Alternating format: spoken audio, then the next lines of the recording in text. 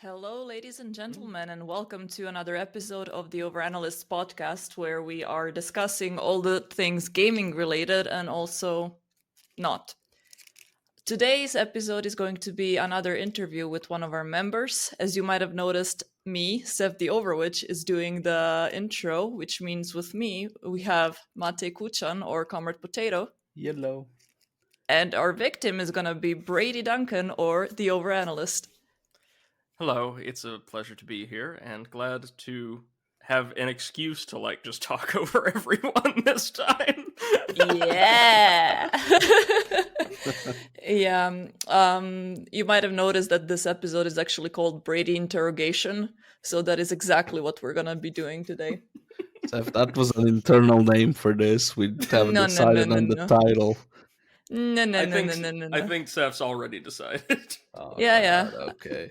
Let me get the He was- waterboarding kit out. Just one moment. Yeah, I mean, we have been interrogated for the last two sessions. Now it's Brady's turn. And, since it was the two of us being on the receiving end, now both of us get to pile up on him. Woohoo! Democracy? Question mark. Absolutely. Anyways, the same way that we have started previous episodes, we are going to start this one as well. So, Brady, give us an introduction. Gladly. Well, hello, my name is Brady Duncan. I am currently an adjunct professor of history at a local community college, meaning I teach college classes and get paid just north of a custodian's fee. I'm a contracted educator, but the pay doesn't really matter to me, as right now I am rather young and early in my career yet. And I want more than anything heading out of this pandemic to get a lot of experience in the classroom under my belt so that I can assist students, especially those just going into college, whether they be fresh out of high school or returning to education after several years of disengagement, as best I can. I'm deeply passionate about my professional work, even though due to circumstances that have permeated the entire globe, I've been unable to do it properly for some time. And I have been playing video games as a form of leisure, escape, and kind of discovery since, oh goodness, really as long as I can remember. I'm 24 years old presently, and I grew up in a home where, despite my parents being largely uninterested, video games and technology were always present. I want to say my earliest memories of playing games as a form of media engagement was, I want to say, before I was even 3 years old, because my older brother and sister, who did not live with us when I was a child, left behind a Super Nintendo Entertainment System, stocked largely with games you would find at the bottom of the bottom of the bottom of the bargain bin, but there were some gems in there. I believe the full repertoire of games available to me in my youth on that SNES were Super Scope 6, Sans the Super Scope, so totally unplayable. Okay. A golf title I wasn't particularly invested in. A baseball title, I think it was Super Bases Loaded. Yeah, that was the name. A basketball title, Bulls versus Blazers, I think it was. Clue, an adaptation of, was it Milton Bradley's Clue, or was it Parker Brothers who manufactured that, or Cluedo for our international audience? But then, insofar as titles that actually did draw young Brady's eye, there were three. There was a Star Trek Deep Space Nine game, which was rather difficult and obscure or arcane, and I, to this day, I'm not entirely sure how to play. There was Super Mario World, which, of course, I adored, as most people do, I think, and a wonderful side-scrolling military bullet hell shooter called UN Squadron out of Japan. I think either Konami or Capcom published it. Capcom, I believe. That game was very difficult, but insanely well designed, and had some of the coolest bosses I've ever seen in a side-scrolling shooter. So that was my kind of the beginning of my history with gaming, and it's been with me, um, as it was for Mate, I think, more or less constantly since then, as a facet of my life. I had a very isolated, not unpleasant, but isolated kind of sedentary upbringing, and media, particularly television series, films, books, and games, I think, more than anything else, because of their interactivity, were my favored windows to the outside world, to the worlds that people could create from the beautiful, boundless expanses of their minds. Alrighty, so let's then move on to the first question. How does your professional life and your, gaming passion correlate to each other? Do they somehow enhance your experiences on one or the other side? Well, Tina, that's an interesting question, because my initial, instinctive response is to say, well, no, not really. Because what I do as a teacher and what I do as a gamer are, at least to me, very different things. But I think, now that I dwell on it for just a moment, there actually is some correlation there. One of my favorite things, you guys know, and people who've watched our streams or listened to earlier episodes of the podcast probably know, one of my favorite things about games as an interactive medium is the ability so many of them present players to explore and to learn, right? In the types of action RPGs or Metroidvania action titles I love playing, for instance, players are usually dropped sans context into a vast world with intricate mechanics and a deep history and enemies just absolutely inundated in lore. And they're Mm-hmm. tasked to observe their surroundings, observe the information presented to them, and try to learn, create context out of the clues given you. And so, really, what the developers are doing in titles like that is they're telling you a story, and they're often telling you a story by divergent and indirect means. And so you have to be willing to engage with them on their terms, where they're coming from, how they're presenting this world, in order to really understand what's going on. Yeah. You can't say, "Where's my text scroll? I don't get this," and dismiss the entire narrative endeavor. Mm. And as someone who works extensively with the written works of students, right? I spend most of my time when I'm teaching grading papers or discussion forum posts or things like that, where people are explaining themselves, explaining their rhetoric, explaining their reasoning. Mm-hmm. Um, they often do so starting from a place that's completely alien to me. The way somebody writes, the way somebody sees the world, the way somebody tries to explain how they see the world may be, at first glance, inaccessible to or incomprehensible to me. But my love of exploration, my love of learning, my love of trying to uncover and understand something in somebody else's context, that my favorite types of games, I think, engendered in me, Mm-hmm. really does allow and encourage me to read deeper into what a lot of students create, and I think understand them, or try to understand their work a little bit better. But beyond that, I'm a historian in my other degrees in political science, so I've always loved stories and storytelling.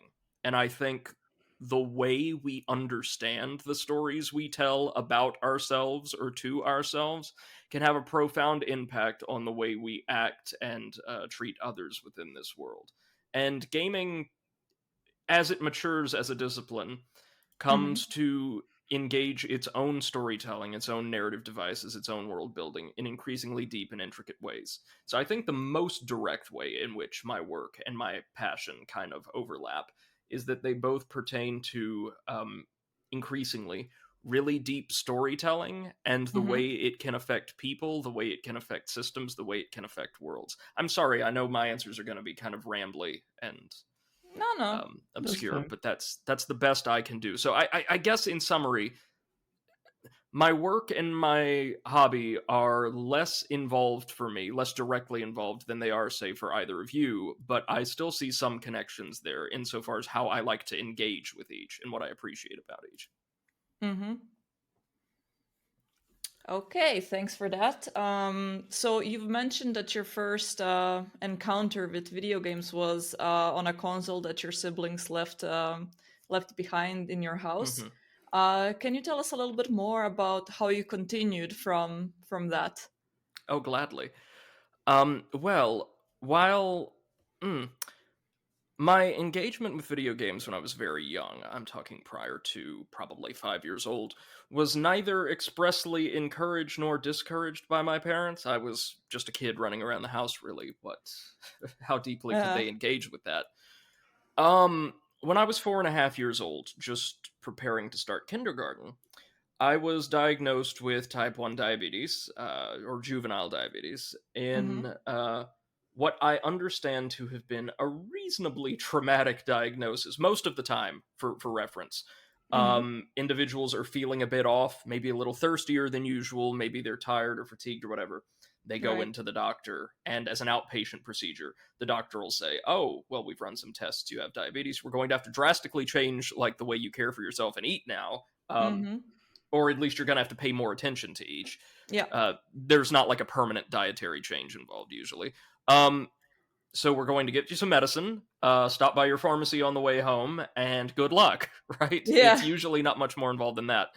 I mine, since I was so young, was not caught because I don't think even I noticed my symptoms for some Mm-hmm. time until my blood sugar was like critically, dangerously, deathly high, Mm-hmm. and I ended up spending a few days in the hospital in ICU. I'm 4 years old. I'm freaking out as anybody would, and my parents make the decision to, at least for the formative years of my education, homeschool me. Mm-hmm. It's an entirely different can of worms I could get into. I'm not the biggest fan in the world of homeschooling, but it was a sensible decision at the time, of course, right? Like, I was literally 2 or 3 weeks away from starting school, and they didn't want me to have to weather so many severe changes to life as I had known it. Very kind, very considerate of them.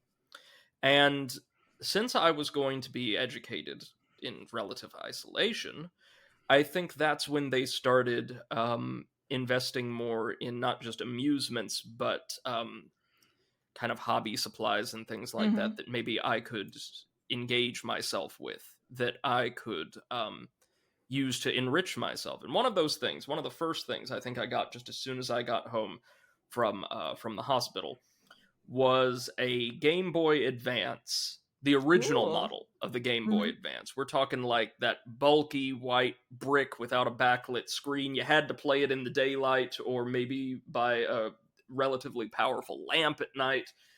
And it would, y'all remember the GBA? It would drain those batteries in maybe 3 hours. Like, Hmm. Wait, really? I wasn't the first one like the purple weird. that was the Game Boy Color. That was the Game Boy Color, Yeah. which was kind of oblong and rectangular. GBA is vaguely ovular with like some indentations on the corners for Uh the huh. shoulder buttons, and then Mm-hmm. just some empty. No, no, not empty. The little indent on the lower right hand corner was for a headphone jack, right? Uh huh. Yeah. Yeah, yeah. So I had that, Mm-hmm. and I really, if you recall your very early childhood experiences with gaming, I assume it was much the same for all of us. We absolutely loved playing around in these worlds, even though we had no idea what was going on. Yeah. Yeah. We didn't know what the objective was half the time. We didn't know any of that. Um, but down the road, I got a Game Boy SP, which did have the backlit screen. It had like the clamshell construction, right? And man, this might have just been me, but after having the Game Boy and the SNES, and as far as I knew, that just was video games. Mm-hmm. Uh, imagine being like 5-6 years old and getting something that looks like a friggin' tricorder. Yeah. You feel so cool. Yeah. Even though you have no one to show it to, it's like, no, I know I'm cool. Yeah. And I remember very clearly, I played a lot of games. A lot of games were kind of just, bargain basement, direct, whatever was on sale that day. So, like, Yeah. limited license titles and things like that. But I did have access to some real gems. In particular, one of my favorite games for the GBA to this day is Wario Land 4. Nice. Because it had such unusual and beautifully vivid stages for a platformer. And I remember I had to have gotten it when I was like 5 or something. I'm, as we all know, a pretty small person. And I was, believe it or not, even smaller then. And there's this maneuver you can perform in the game where you hold down a shoulder button and press I think it's B for Wario's charge attack to continually charge forward.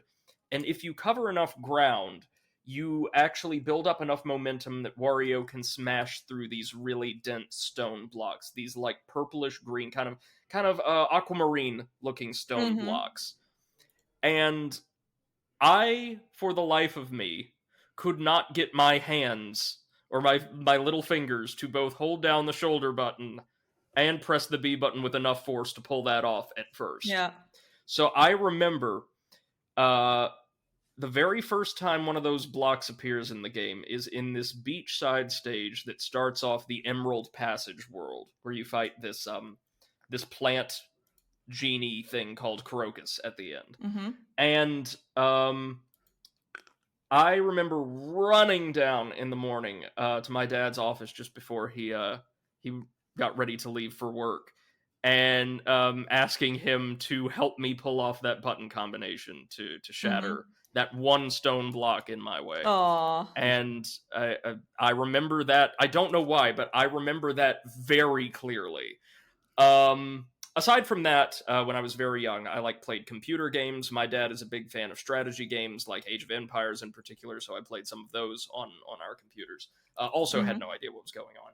And as I aged, I got, good gracious, just general timeline, a PS2, because I had seen, I think it was the tie-in game for the original Spider-Man license title, for the Sam Raimi film, advertised on Toonami on Cartoon Network. And I remember thinking, oh my god, this looks, well, because it was a different type of hardware, this looks amazing. I've got to play this. The game was okay, but I got a PS2 that was probably the console that meant more to me than any other. Then I got a GameCube, then a DS, PSP, Wii, Xbox 360, which is the only Xbox or Microsoft console I've ever owned. 3DS, I think, or no, PS3, 3DS, PS4, and Switch, and now PS5, and that's kind of all of the hardware I've ever accessed. Sorry, did that even answer your question? Yeah, definitely did. Okay, then how? Well, you were mentioning how your path with the consoles was going, but I am now interested in the genres, because you said your father was a big fan of strategy games. Did his gaming experience influence your own in any way? Well, my father has always been a very casual fan of just a handful of titles, right? He well, when I was younger, he didn't really have the time for much else, and he's never gotten really deeply invested in the culture. They're just something he enjoys messing around with, when he's free in the evenings, which I think is a very healthy way to engage with games. And yes, to answer bluntly, yes, when I was young, I was drawn generally to strategy RTS games, specifically real-time strategy titles on the computer, which I was never any good at and still am not to this day. But I collect obsessively, because there's always something I found so interesting, especially about those games at the time, early to mid 2000s, where this distinction was drawn, of games with these really distinctive, aesthetically and mechanically distinct factions, with their own unit rosters, their own Mhm. building rosters. I remember my absolute favorite, and one of my dad's favorites was the Rise of Legends, or I think Rise of Nations spinoff, Rise of Legends. Do you guys Mhm. remember that one? Have any? I heard about it. Yeah. It's set in this fantasy world where, without an expansion that adds like a fourth civilization, you are able to choose between playing as this like steam slash gearpunk inspired Renaissance Italian civilization that Mhm. creates all these crazy mechs and like gyrocopters and things like that. Mhm. This race of magical beings from the desert inspired by like Arabian Nights and other like Middle Eastern mythology. Mhm. And this species of uh, Aztec themed alien conquerors Oh who wow. use Okay. constructed and inhabited like golems and enthralled humans in conjunction with buildings that can move all across the map kind of Mhm. independently. And all three of them played very differently. And seeing how distinct each one was in the narrative of the world and how that carried over into how they played, I think was like a defining moment for me. But you asked about genres. Yeah. And I will say, when I was young, like both of you, I largely just played whatever I had access to, kind of Mhm. whether or not I liked it, right? Like, Yeah. this is what mom and dad will pay for, so this is what we're playing. Um, I've always been drawn to games with rich storytelling where players have choices, often Mhm. dilemmas, and where those choices can matter. Um, One of the most impactful moments, I think, in my journey with video games, at least, was when I was maybe 12 years old, Mhm. and a friend of mine whose whose parents would effectively get them anything, right? I Yeah. did Yeah. not have very strict like rules insofar as what I could and couldn't have access to. But like obviously, like maybe M-rated games when you were young was not one of them. Yeah. Yeah. But my friend shows me this game he got and been playing around with, and it was Fallout 3. Oh. And I had never played an open world, like kind of open-ended RPG before. Mhm. I knew about Oblivion. I knew about like the other Bethesda titles that crossed over. I had vaguely heard of, and I think maybe played at like a store or something, a handful of minutes of KOTOR, but like not enough to formulate any strong opinion. And it lets me borrow it. And I don't like the way it plays, like the gameplay, the VATs and Yeah. the aiming and all that. That just feels a little wonky. Little did I know this was just because it was a Bethesda game. That's how they work. They've not gotten any better. Actually, they've gotten worse. But I was enthralled by the world and the way that, wow, depending on the choices you make, your stats change. And depending on your stats, you can do different things in the world. If you want to, you can be heroic or villainous, and people or factions seem to remember the way you treat them, or if you help them, or antagonize them. And it feels like you're able to really immerse yourself in this world, listen to people's stories, listen to the lore, try to learn the lay of the land, and then make meaningful choices that can follow you for the rest of the game. You can make a difference in the game world, so to Mhm. speak. And that concept, coupled with the rich storytelling, and to be fair, Fallout 3, as like Bethesda games go, does have some of the best storytelling, I would argue. That like Bethesda themselves made, I should say. Yeah. Yeah. Yeah. Yeah. Um, it just really drew me to the genre. And before long, largely through that same friend, I discovered titles like Mass Effect, which to this day remains one of my 2 or 3 favorite series of all time. Mhm. Uh, I discovered New Vegas, which was just incredible. And that same friend, as one of the last things we really did together, introduced me to a game I didn't understand, a game I didn't even like all that much at first. A game I was lost, and that game was Dark Souls. Mm. Now, this friend had been taking in a very different side of the fandom than what we like to engage with. Yeah. So there was very much like, here's this one best way to play, anything else is kind of garbage. So I tried to play that way. I got frustrated. I was like, man, this world is really cool. All of these character designs are amazing. Like, the world is, again, like the narrative is compelling, but I'm out of gas on this one. I'm Yeah. confused. And it wasn't until a couple years later that I really got into Dark Souls. But I will tell you, to this day, my experiences with games like that and those narrative experiences I was introduced to led me to a real lifelong passion for games with strong emphasis on narrative. So I love Mm-hmm. action RPGs, Souls-like or otherwise. I love action games in general, your DMCs, your Bayonettas. I like RPGs of all stripes pretty well. Turn-based like JRPGs are probably my least favorite, but I tend to really enjoy them as well. Mm-hmm. And we talked about this during our Cyberpunk episode. I love titles that are immersive, where not just player choice matters, but it feels like the player has the ability to define themselves. Yeah. Does that make sense? Mhm. Like in Mm-hmm. Cyberpunk, it doesn't really feel like you get the chance to explain to the game, explain to the world what kind of person your V is. Are they Mm-hmm. kind? Are they gentle? Are they harsh? Are they acerbic? No matter how you play that character, they're very rude, very confrontational, very unkind to most others, including Yeah. allies in the game. You Yeah. don't get to define them. But I love games where I'm able to define myself and my character is able to make a difference. Mm-hmm. Because those tend to offer what I love. Lots of options, lots of layers, often a lot of like moral and narrative nuance. And to that end, I even like a handful of the puzzle-oriented like visual novel series that have crossed over throughout my lifetime. Ace Attorney, first and foremost, Oh is one yeah. of my favorite properties. Mm-hmm. But I also love Danganronpa, Zero Escape. I played a little bit of AI, the Somnium Files. That's great. Um, so again, I'm sorry. I know my answers are really long and meandering, but I hope this gives you an answer. I love Souls likes. I love action RPGs above all else.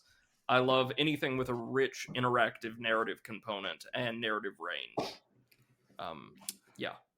Alrighty. Thank you for that answer. Which leads me to the next one. Which is, well, you said you didn't really click with Dark Souls at Mhm. first.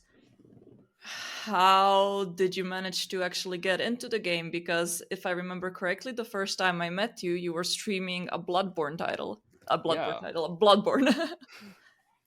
One of the many Bloodborns. Yeah, yeah. Um, One of the all of the one Bloodborns. Hopefully. I confess that I don't recall the exact timeline of events here, but I can tell you this. When I first played Dark Souls, like a lot of players at that time, because like none of us knew about Demon Mm. Souls, right? The poor thing was just kind of like thrown out, flopped onto the PS3 and forgotten Yeah, about, yeah. which is a tragedy because that game's brilliant. Not because lots of the more toxic voices in the Dark Souls community assert that all games got so easy. They were made too simple and like Mm-hmm. handholdy and railroady until Dark Souls came forward. No, not remotely true. I would argue the games we grew up with were far harder and on the whole less fair and Yes. responsive than 90% of what occupies the Souls-like genre. Mm-hmm. More frustrating Definitely. too. Mm. But what sets Dark Souls apart as a learning experience for me is its mechanics, the way its stats work, the way stats Mm-hmm. interact with equipment, can interact with NPCs, can interact with spells, tend to be pretty intricate and not telegraphed or communicated to the player very clearly. Yeah. And so there's a lot of learning you have to do on the fly. And if you don't have access to the online community, if you don't have access to people like kind of telling you, hey, this number says it does these 3 things, but it actually also affects these other 2, and you might Yeah. want to look into those. Learning is very slow going, and Dark Souls 1 in particular had this issue where if you were not running, like, not exactly optimizing your build, but if you weren't investing in a very efficient manner in your character's stats and in your weapon's refinement level, a Mm-hmm. lot of regular enemies would feel really, really tanky. On the Right. whole, I believe Dark Souls 1 enemies and bosses have more health than anywhere else in the franchise. Like, much more. Yeah. And So it felt like I was doing something wrong no matter how long I could survive on a given run. It felt like I wasn't getting this. I never was gonna get this. I got like the Yeah. big sword that everybody told me to get, not like a great sword, but the Drake sword, which is a strength weapon. Mhm. And it just felt like a slog. It felt unpleasant. Yeah. But I did eventually engage with more online resources, and I resolved like a couple years after I first got it on PS3, and it just kind of sat there languishing. That, damn it, I'm going to finish this thing because I think like Dark Souls 2 had been announced, Uh-huh. and it's a grind. It's unpleasant, but it's way less unpleasant than it was the first time around. Yeah. And I make it through that sucker. And amazingly, I was able to reconnect after a very very unpleasant few years in my life with an old friend who to this day is like my best and oldest friend. And we get together, and I don't think either of us really click again until I think one of us casually mentions Dark Souls, and it turns Mhm. out that we had both been slogging through a campaign. I think maybe our Oh. first campaign. At the same time, Mhm. very different ways, but we just get into it then. Mhm. We talk shop, we talk strategy. And it kindled or rekindled a friendship that would introduce me to a lot of people who had a really positive impact on me throughout my my late adolescent years and my early years in Mhm. college. And silly to say, but like Dark Souls or a shared or a sense of community surrounding it helped me to do that. So I got to meet and have all those wonderful supportive people in my life, and Drugs Bunny. And Drugs Um, Bunny, of course. So gaming can, like any other hobby, Mhm. engender community and closeness and help bring people together. I've seen that firsthand.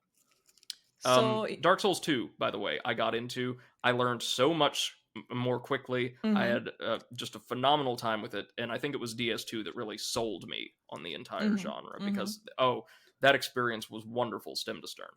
Do you Mhm. think you maybe prefer DS2 because you had kind of a bad start with DS1, and then before DS2 you kind of learn all the, Mm. intricate little things, and then you could have gotten into it more easily?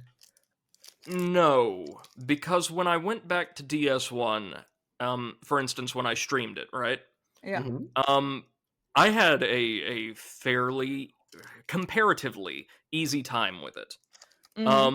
But I didn't find the world, the characters, a lot of the designs as compelling as these beautiful, twisted, dark fairy tale creatures that DS2 populated its world with. I didn't Mhm. find Firelink Shrine as enticing a hub zone as Majula.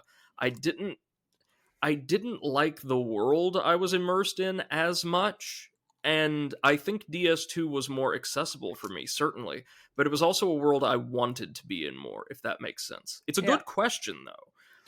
But I think, for instance, if I started with DS3, a title that plays far better than either of them, I'd still prefer DS2 because of the way it felt, if that makes sense. Yeah, Mhm. but kind of still playing the devil's advocate here because I agree with you. But, since you had kind of a maybe worse experience with DS1, and DS3 is basically the same game. Well, DS3, I have issues with, as I've mentioned before, because it's so reiterative, because it Mhm. does so little to distinguish its world building, to distinguish its cast of characters, to distinguish its objectives or its tone from DS1. Yeah. I think in large part due to totally unjustified backlash against DS2 doing just that.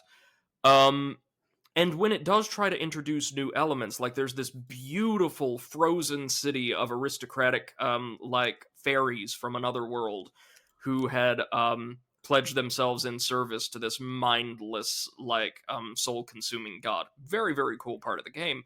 Narratively, that gets thrown in the trash almost immediately in favor of reusing, like, essentially a copy pasted location from DS1. Yeah. It's not that the game incorporates themes from a title I like less that I have issues with. If DS3 recycled 90% of DS2, I feel like I'd be just as disappointed with it. One of my favorite things about DS2, and kind of like Demon Souls as well, is how very different their worlds are, how different they feel, right? Like, the mechanics are the same, the games play more or less the same. I know what I'm doing, for instance, but I'm doing it in a very different place for a different reason, and that feels new, that feels interesting, that feels good. Mm-hmm. All right, so you mentioned you have been streaming Dark Souls 1, so tell me, how did you get into streaming? What was your path? That's a good question, thank you. So, I, to this day, do not possess what I would consider a professional streaming setup. Nowhere near. That's a lot of technology. That's a lot of arrangement of furniture one needs to do in certain situations. It's a lot. But I'm a very casual variety streamer who started on Twitch. Well, I had a very brief run back in, I want to say somewhere around 2018, 2018, streaming Sekiro when it first came out with the PlayStation 4's share function and a microphone balanced on the arm of my couch. Oh, wow. And I just kind of lost interest. I got really busy with several other things in life at that time.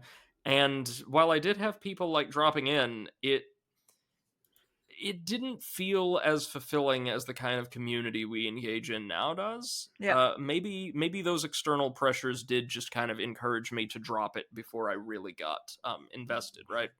Now that I'm in my own home, my own apartment, and I have been for a very, very long time, I have been able to get back into it.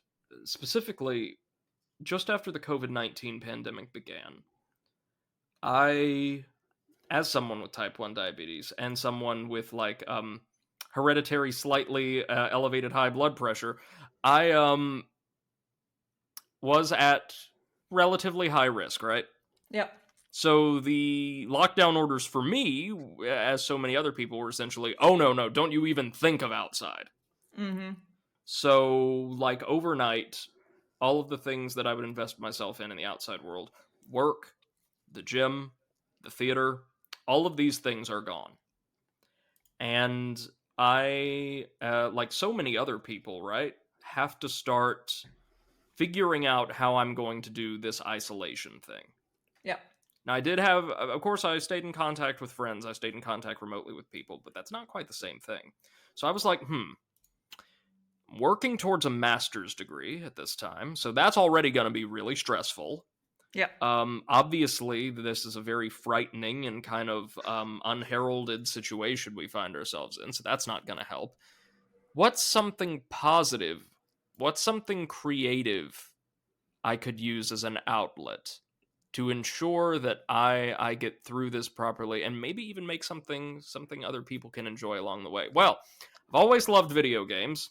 I've always loved talking, as this episode probably indicates. Why not, now that I have all of my stuff, now that I have a space all to myself, now that spaces not all to myself aren't going to be feasible for a considerable period of time, why don't I give that Twitch thing a go again?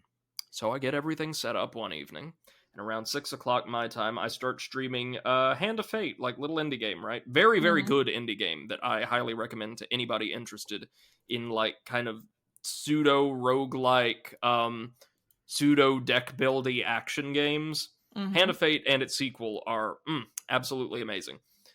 And I just start playing my way through these games that I hadn't touched in years, and that I hadn't beaten either of them. Talking largely to myself, but also to anybody else out there who may be so unfortunate as to want to listen. And early on, I get just a couple viewers, including one very dedicated friend who's now one of our moderators, one of our best moderators. And over time, I start to see a small handful of regulars as I just kind of occupy my evenings every night early on, streaming from 6 to 9 p.m. playing indie games, then the Spyro Reignited collection, because I'd never set hands on any of those before, any of the Yeah. Spyro games. Might as well experience them for the first time with these new friends from around the world. And I reach a point where I decide I want to, a few months into my streaming career, quote unquote, tackle the Soulsborne franchise, which at that point has become near and dear to me, and actually beat Bloodborne and Sekiro, which I'd never done before.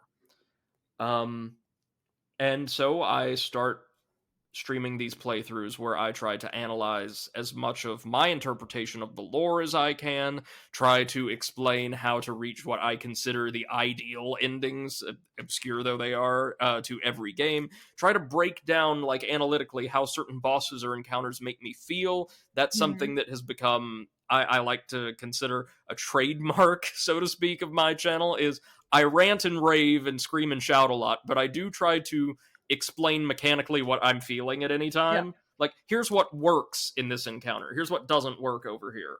I like presenting my reasoning Yeah. to my audience. And, well, when I'm playing Bloodborne, again, seeing much of it, including all of the DLC, the Old Hunters, for the first time, I reach the first boss in the Old Hunters, and I have a real bad time. I did not know that in Bloodborne, the very same stat governs the amount of health you have, the amount of health that your healing items restores, or healing items restore, apologies, and your defense. So I did not level my health nearly as much as I should, and a boss that I would still consider is pretty poorly designed overall grinds me to paste for about an hour and a half, and it's the only way forward. And most of its attacks are fundamentally one-hit kills. Mate could tell us, though, even if you are a properly developed and leveled character, that thing can still one-shot you pretty easily. Or at the very least, two-shot you. Yes. So it's unpleasant no matter what you do. And in an uncharacteristic moment for me, I break down and start, like, screaming and swearing a blue streak through the entire game. I don't think I ever fully recovered in my evaluation of Bloodborne from the way that one encounter was designed. Little did I know, one of my recently acquired audience members, our good friend Exit Dust, had been who I believe met me first through my Dark Souls 3 stream, which he was quite impressed with. Or no, Dark Souls 2, sorry. Or early Bloodborne, one or the other. I played them all one after the other. Had been present in chat along with definitely you, Tina, but I don't know. Yeah. Mate, were you there as well? Not sure. I don't think I was. Okay. We met you soon after then. And apparently, both my expository knowledge of the lore and my somewhat unhinged ranting in that particular section so endeared me to Martina and to her audience that they, over time, invited me to, like, first check out her blind Dark Souls playthroughs, which I absolutely adored. And after a little bit of participation in chat, they were kind enough to invite me onto a voice commentary panel, which is one of the kindest and most impactful things that that people did for me during the pandemic. Because through them, through their charity, their kindness, their selflessness, and willingness to take me on, they gave me a place where I had community and I could communicate with and laugh with and relax with people from all over the world. And I wouldn't have had that if they weren't willing to, like, take a chance on me. Again, my family have been wonderful throughout this time. I have a couple of very close friends who've been, like, downright saintly during the past couple of years. But since you guys didn't know me from Adam and you were willing to do that for me, it was, again, one of the most impactful things that anybody did for me during the pandemic, and I'm eternally grateful just to be here, to have the opportunity to speak to all of you out there in the audience as well. It's all thanks to them. Yeah, it's really funny how it unfolded from that point on, because, like, we then started with just, going into each other's streams and, like, commentating. Then Potato also started streaming more and more. And then at some point we were like, Why have 3 separate communities when we can just have one and have everyone together? And that's how the Overanalysts were born, and everything There else was is a history. merger. There was a merger, yes. We had a talk with corporate, decided that was the smartest thing to do. We called corporate. Yeah, exactly. Um, there was something else that I wanted to ask, and then oh yeah. So lately you've been streaming more and more like cheap indie likes that are Yes. kind of like, put in the trash category on Steam, or just like hidden and not well known. How did you come up with that idea, and why do you actually like streaming things like that?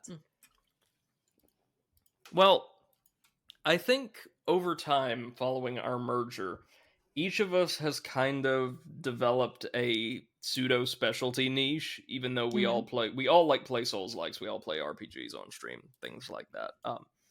Like Tina, your specialty is Metroidvanias, platformers, and like kind of, especially I would think like bigger budget Metroidvania titles Yeah. that like Yep. people really want to see, Mm-hmm. and you're very, very good at them.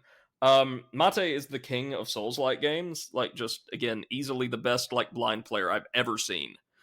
Um, but also tends to enjoy sharing like comedy-based action adventure or old school adventure games, and I think those tend to do really well. Gotta unwind M- somehow. I'm the one willing to play absolute garbage because I have always held that bad media that is bad in a way that is entertaining, that is compelling, that still presents spectacle, can be just as enjoyable as that which is legitimately very good. Mm-hmm. I believe I first started branching out a year and change ago when I found, believe it or not, it was not Immortal Unchained, a game called Watam from the developers or from the creator of Katamari Damacy, a series I Mm-hmm. absolutely love. I still to this day can't tell you what the hell is going on in Watam. It's, you know, the quirkiness of Katamari, right? Where like Yeah, most yeah. things in the world don't make sense. It's just very loud and colorful and silly. Yeah. That's been amplified, and the gameplay's been eliminated almost entirely. So what you're left with is just a dizzying collage of light and sound and confusion. Um, I played Watam twice across 2 streams and still have no idea what the hell happened. But I really enjoyed that little mini series because it allowed me to experience a game I wouldn't have if it weren't for the presence of an audience exploring it with me. And it also probably allowed that audience to explore a game that they definitely wouldn't spend their money on. Right. So I've from then on developed like an interest in finding a game with a compelling premise, whether it looks good, bad, or somewhere between, purchasing it and firing it up on stream and just saying, okay, what do we have before us today? And since FromSoft's Elden Ring is dropping in less than a week, really dating this episode, I decided in about mid-January, when I got a new computer that could actually manage like simultaneously running programs and streaming them, that I was going to, starting with the absolutely phenomenal Grime, play my way through a bunch of indie Souls-like and Metroidvanias I found on Steam that I thought were appealing just due to like their title or the cover art or something simple like that, and seeing what we had. Instead of playing through games I was familiar with, I was gonna pick a bunch of games that hardly any of us had any notion about and just see how they panned out. Something light and breezy, easy to do before Elden Ring. And I'll tell you what, there were some stinkers. There really were. There were some that were so bad they were amazing. Endless boss fight and its Oh God. flame-belching microwave pizzas comes to mind. But I loved that sense of exploration unfolding on stream writ large, where none of us have any idea what's coming up, and we're all going to be experiencing this for the first time. Right. Because something that my streams in particular tends to attract, and I love this, but we tend to attract people who are already very familiar with the game I'm playing. Yeah. And so the novelty is there for me. It often isn't for certain sections of the audience. So I wanted this to be a communal experience. I wanted this to be a simple experience, a series we could throw Mm-hmm. together, and if a game's bad, jettison it midway through. And just Yeah, yeah. really see what's out there for us to explore that maybe we haven't seen so far. And we did find some genuinely stellar titles beyond the widely praised grime. We found excellent Chinese Metroidvania Vigil, The Longest Night. We found the Chinese quote unquote Souls like Eastern Exorcist, which I really enjoy. We Mm-hmm. found the phenomenal Hunt Down. Just a lot of good stuff. Inscription. Like, it's been a great time. Sorry, does that answer your question? Yes, it does. Potato, do you have any questions? Well, I mean, you're essentially a history teacher, right? Like Yes. that's mostly what you teach. Mm-hmm.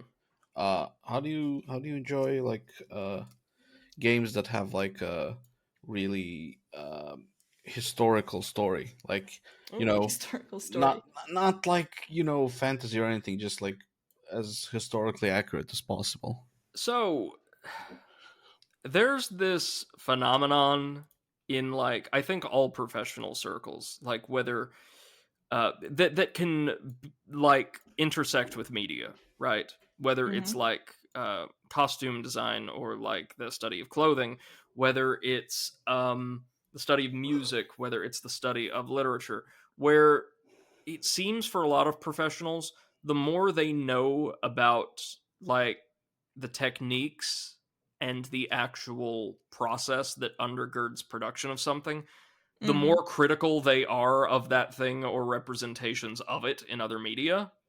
Mm-hmm. So, like, historians, or a lot of historians I know, tend to rankle at, anything that oftentimes doesn't just purport historical accuracy, but uses a historical setting and then, that's not period appropriate clothing or whatever, right?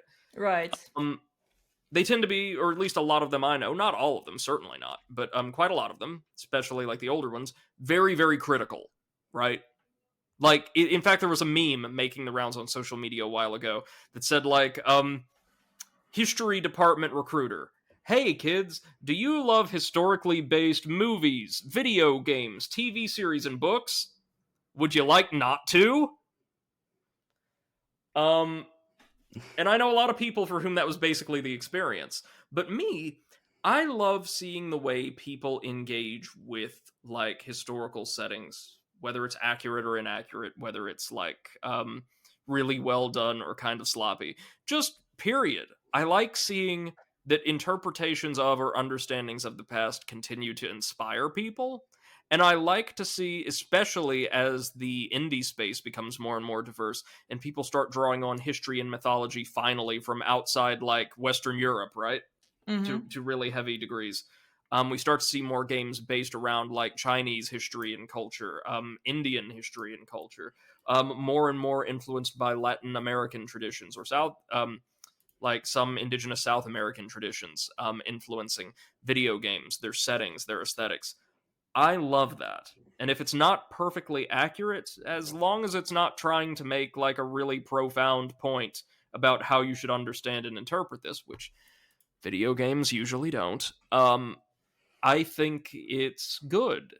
It's good to present people with understandings of or depictions of like a shared past. Mm-hmm. And it often makes for a very compelling setting. And I think what we need now, right, in all forms of media, is people willing to accept and engage with histories and cultures and like mythologies from far more diverse sources, like cultural Mm-hmm. sources all around the world. So the more I see integration of those things in games, the happier I am. Uh, and that's not just because I grew up almost entirely on a diet of Tolkien-esque Western European fiction, and I'm so goddamn tired of like generic fantasy elves and castles and orcs and all of that. Mm-hmm. So tell us, if you were able to like not do your job anymore and be a full-time streamer, like money was not an issue and you were completely satisfied where your career has gone to that point, would you do full-time streaming? Would you be more involved in gaming community, or do you think that's just a hobby for you? Well, that's a really difficult question. The fact of the matter is, I absolutely love what I do on Twitch and all of our other platforms as a hobby, and I love that I'm able to connect with people through it. Would it be wonderful to make money doing that, to have a larger audience, to be able to connect with so many more people from around the world? Yes, of course it would.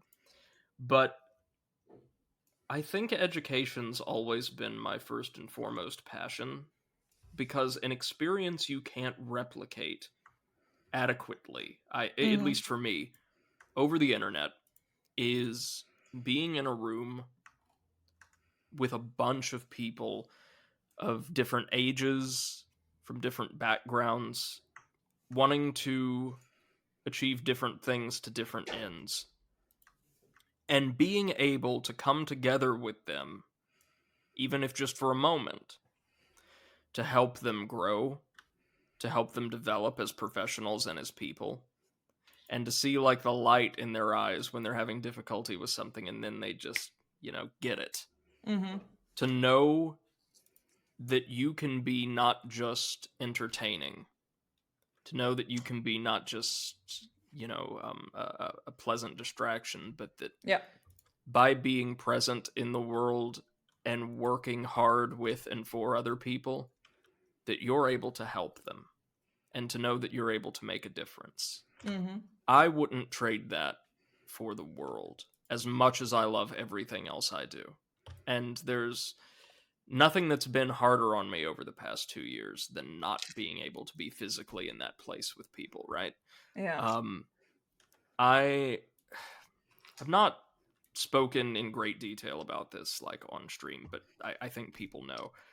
I am not exactly a master of positive self-image. Well, no, of course not. Because even though, again, I had a pretty pleasant upbringing, I didn't have a whole lot of interactions with others like what would be considered my peers, and a lot of those interactions I did have weren't exactly positive. So, like you guys both, I think at various times, and I think, Tina, you spoke about this extensively, both in your interview and elsewhere. Like, I've often struggled with both imposter syndrome and a general feeling that I'm not good enough for anybody or for anything, right? And all of my little hobbies have served as both retreats and just enjoyments, like merriment during those episodes. But I really like my work. I love it. I'm passionate about it because I'm able to, through professional engagement, finally feel like I am good enough at something to make a difference. And I'm able to help other people who oftentimes want to go out in the world and do beautiful things know that they're good enough and that they should be proud of the work that they've done and the people they've become.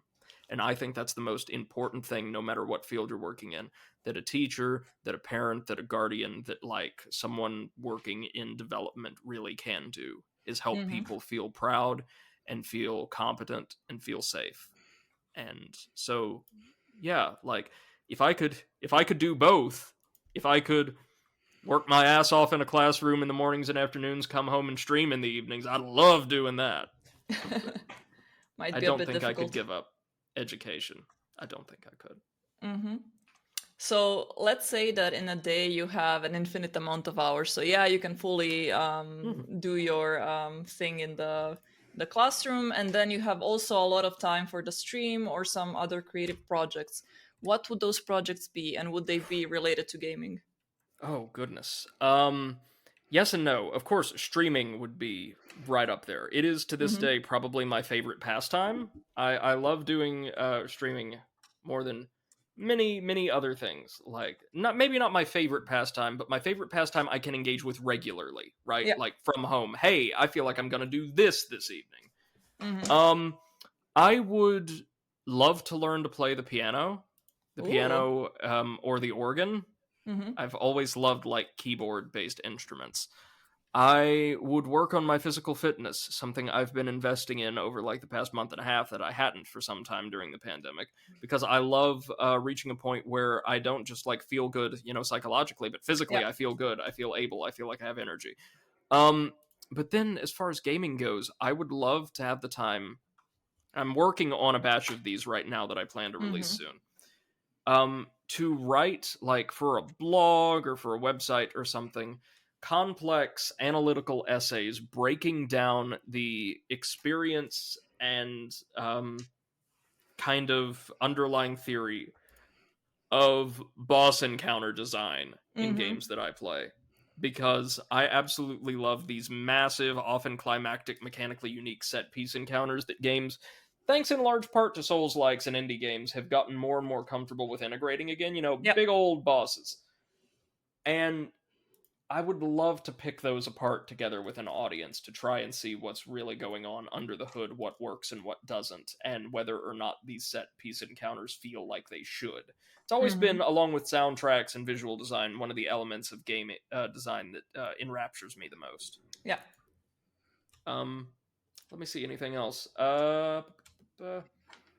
Probably listen to a lot more music if I could. I think that's true Yeah. most of us, though. More Viper?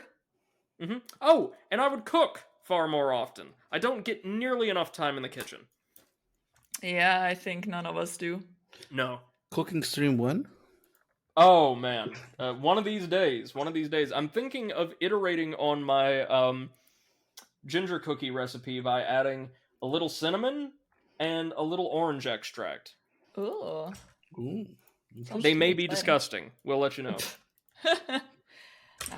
They're gonna be okay.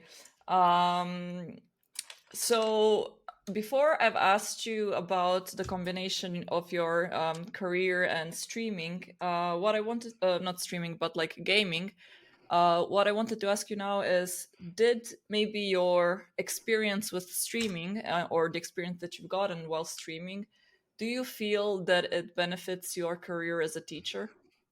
Yes, absolutely. One of the reasons I got into streaming, or one of the positives of the endeavor that I had in mind from the very beginning, was that, well, as you know, any type of like what we would consider really basic social interaction, whether Mm-hmm. that's talking with others, whether that's thinking about how to carry oneself, whether that's showing up to meetings on time, are in fact skills that have to be continually practiced and honed in order to feel natural and accessible for us, Mm-hmm. right? One of the things that most concerned me as someone who was in training to be an educator going into the pandemic was, depending on how long this lasts, I may speak with other people very sporadically. Mm-hmm. I certainly was not getting the kind of discussions that I had come to expect in my classes, which is a whole nother bag of worms. Yeah. So it would do me some good, in addition to giving me a creative outlet, to do this streaming thing, because I'm going to be required to react extemporaneously to things happening on screen. And if I do this the way I want it to, which is the way I Mm-hmm. handle like solo commentary especially, to explain what I'm experiencing, what I'm feeling, how I'm thinking Yep. as I do it. So, in effect, it's going to serve as a sort of practice, a sort of workout for my expository abilities. How Mm-hmm. well I can explain what's going on to an audience. And so it was the closest thing to like lecturing practice I could think of for myself at that time. And it's going to be about something I love. It's going to be about something I'm enthusiastic about. So it'll hopefully come a bit more easily to me. Mm-hmm. So this is now going to be a little bit less about you, but a little bit more about your opinions. And I know that you're very passionate in speaking against the Souls Bros. Yeah. Would you explain a little bit to us what does that exactly mean, and what is it? What is it that you see as a problem? Sure. So I have to be very careful here because I don't want to overgeneralize and Mm-hmm. ascribe problematic behavior to people for whom it probably doesn't apply. But one of the things I believe very strongly about gaming, any other creative endeavor, any fandom, is that there should be very low or ideally no real barriers for entry, short of the willingness to engage with others in good faith and in a kindly manner. Right. But there are certain subsets of, I think, every video game fandom. There are certain subsets of basically every type of fandom that exists, right? Who pride themselves on acting as gatekeepers, acting in an exclusionary manner, right? Trying to dictate who either can and can't be in the community, or what type of behaviors, what type of enjoyment, what type of engagement codifies a real fan. And in Dark Souls, at least the Dark Souls community, and the communities in surrounding other Souls-likes that have spun off from it, while there's so many really positive and encouraging people out there, and there really, really are. If you look into like Dark Souls or other Souls-like communities online, the lion's share of them are just people trying to help each other by providing strategy tips or pointing out where certain hidden treasures and things like that are. And that's what makes a game as intricate and as maybe at first obtuse as Dark Souls really great, is ideally, it can provide a sort of new multiplayer experience where players may not be in one another's worlds interacting directly with them in game, but they're able to like convene online and say, hey, let's put our heads together and try to figure out what we can do here. That's great to me. Like play by committee. But there's another very large, very vocal segment of the fan base that is acerbic, especially towards new players, that is derisive, that is exclusionary and prideful. They believe that as quote-unquote hard games, Dark Souls has a certain minimal difficulty threshold that must be surpassed in order for people to play it or engage with it. And oftentimes these people claim that, oh, well, such and such isn't that hard, you just have to insert 20-step strategy here. Right. And then it's easy! They take an outsized sense of pride in themselves for being able to play a hard video game. Like pride in themselves as people, I mean. Yeah. And seem to derive a certain measure of self-worth from being able to deride and exclude or encourage the derision and exclusion of those players who maybe are having a harder time than they did, or harder time than they say they did. Yeah. Many of these players will also claim that there's one and only one correct way, i.e. build, path of progression, series of quests to play the game. And that if you don't play just as they do, you're a filthy casual who needs to get good. It's internet like keyboard warrioring to the nth degree. And it really aggrieves me because I've always believed that gaming and, as I said, all forms of media should incentivize the development of fan bases that are passionate, yes, but that are welcoming, that are encouraging, and that are fundamentally just very pleased to have more people to share their passion with, right? Like, I don't get it. If somebody's struggling to play this game or enter this world that I really enjoy, shouldn't my first reaction be to try and help them so they can get the same kind of enjoyment out of it that I did? Yeah. But it feels, as both a gamer and a teacher, I'm going to say, it feels downright perverse that people hold themselves to be a higher standard of being, may I point out the infamous Dark Souls elitist Reddit post once again, because they, like, consumed a piece of media that somebody else hasn't. Yeah. Like, that does not affect you professionally. If it affected you personally, it sounds like it did in a negative way. It didn't have an appreciable impact on your life outside of the enjoyment you derived from it. So, what you should do, in my eyes, is then either, like, just take that enjoyment and appreciate that you were able to experience it for yourself, or try to share it with others. Yeah.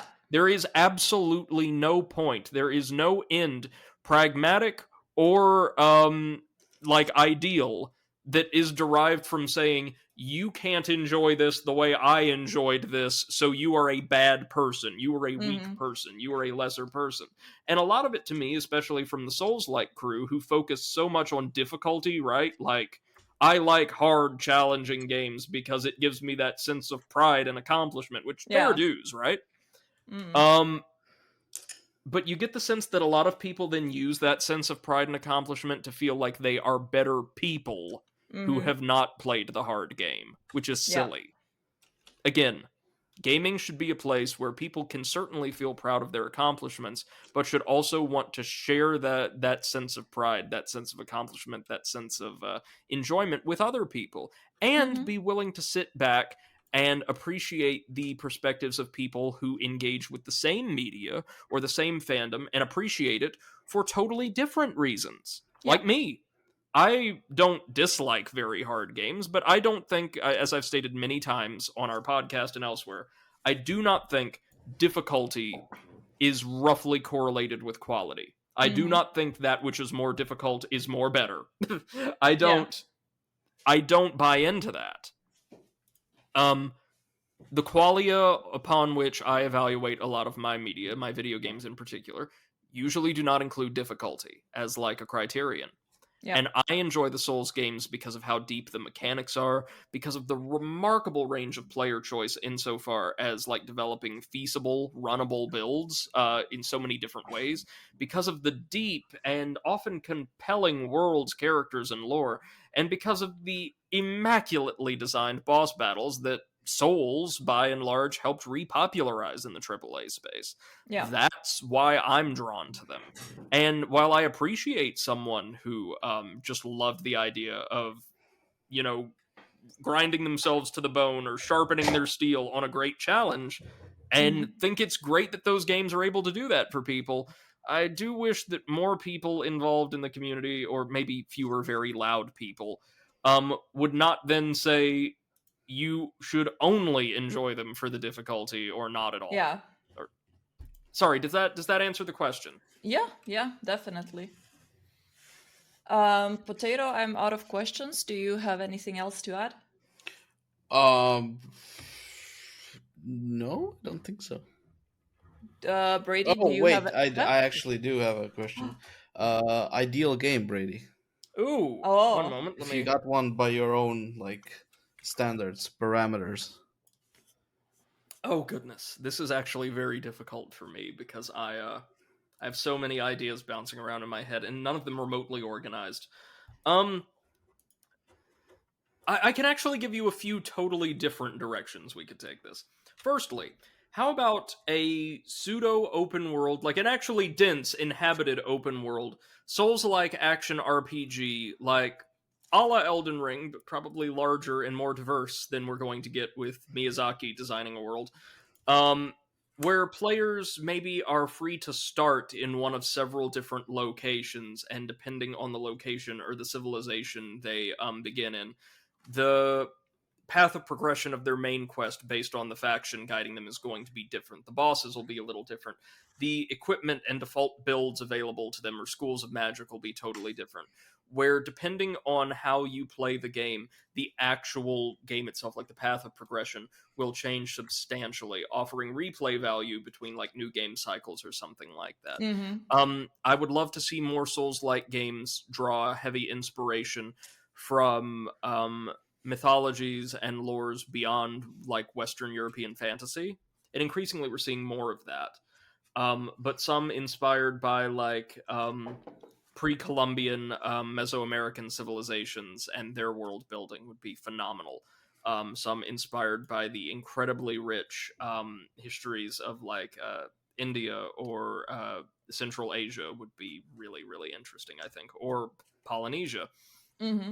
Um, I would love to see more like Ace Attorney, Danganronpa style Oh. visual Mm-hmm. novel, like murder mystery puzzle games. get made. I find it so interesting that for titles that, aside from artwork, would be relatively cheap and technologically simplistic to produce, we haven't seen more such titles from the indie scene. That Yeah. is really rather surprising, especially considering how beloved both of those franchises are. So I'd love to see more of those.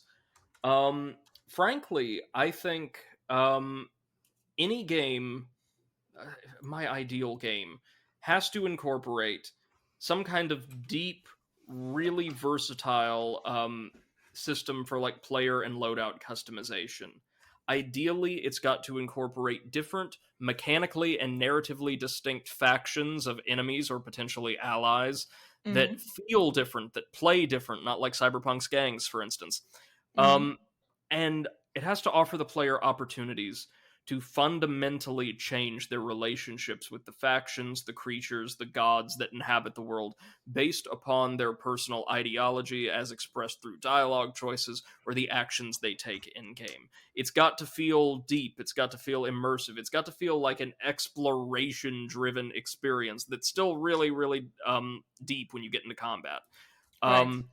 A world that you can explore that actually feels diverse in terms of biome and location is something I would love to see too. I love titles like DS2, like Psychonauts, especially a lot of the classic collectathon platformers, because oftentimes every stage, every arena feels very different, right? Yeah.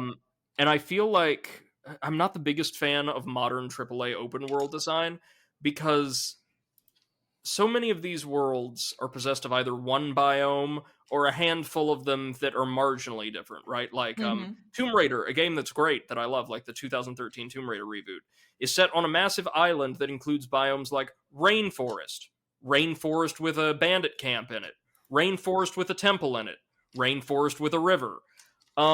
Because I think more thought in a lot of studios goes towards quote unquote realism in world design as opposed to presenting beautiful, alien, totally unorthodox vistas and settings to your character Yeah. or to your players. Like, it doesn't matter to me whether or not stage one's environment flows into stage two's perfectly, as long as they feel, look, sound different enough that I'm compelled to explore every time I see something new. And the realism argument never really did it for me, because using Tomb Raider as an example again, you fight like an ancient samurai clan and like a disembodied storm ghost at one point, so it's like, I like the real things, I guess. Yeah.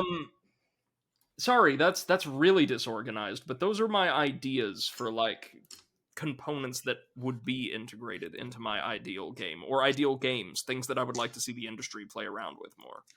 So an indie open world Ace Attorney Souls like. Okay. That would be the best, but Sounds good. Yeah. Yeah. Set in like the ancient Mayan culture. yes. With some like Chinese warriors. Yes. And Nice. those ridiculously grotesque backstories from Eastern Exorcist. And absolutely not a single poison swamp. Yes. Wow. At the very least, give us like a poison hotel. All right. Now I'm gonna ask you a really hard question. Top 3 games of all time. Oh. Uh-huh. I can't really do a top 3, but I'll give you like the 3 games that I think best represent my interests in different arenas. Okay. One of the best like Souls-like or action RPGs. DS2. For like more traditional storytelling oriented titles. Probably Pillars of Eternity. And sorry, that third slot's gonna have to be a toss-up between probably A Hat in Time and Ace Attorney Investigations 2 Prosecutor's Path, which is just phenomenal for the most part. Okay, that was. I mean, you answered that faster than I expected, to be honest.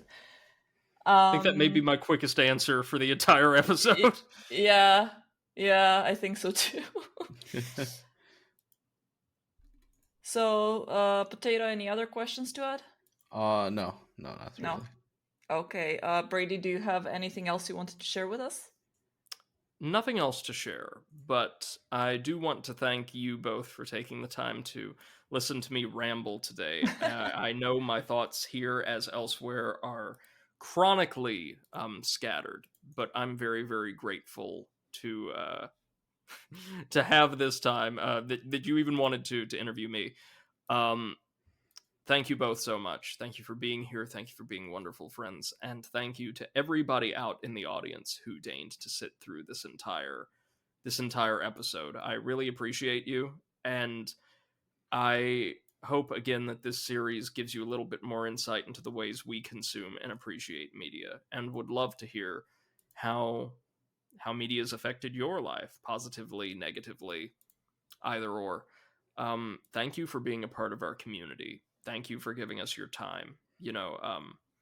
Lots of people anymore, even like 2 years into the pandemic, are kind of quick, at least can, in many cases, to take the time of others for granted. Mm-hmm. And I just want you to know it's really special that whether you've been listening somehow to this being your first episode, or if you've been listening to the podcast from the start, it's really, really special to all of us. It's very meaningful that you elect to spend your time with us at all.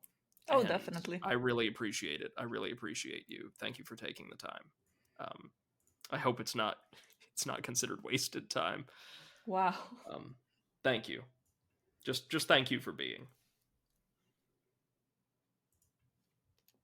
Oh, it was thank you for being. No other word after it. Okay. That's right. It's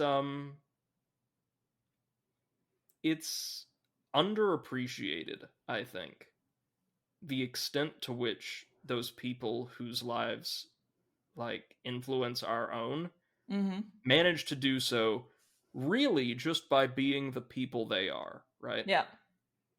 I think about like my grandmother in particular, who hardly left her house in years, but is so sweet and like encouraging. Or I think Mm-hmm. about uh, the faculty at the new school where I happen to work, who have taken a chance on me as an alumnus, right? Even though I Mm-hmm. have no like quote unquote professional teaching experience.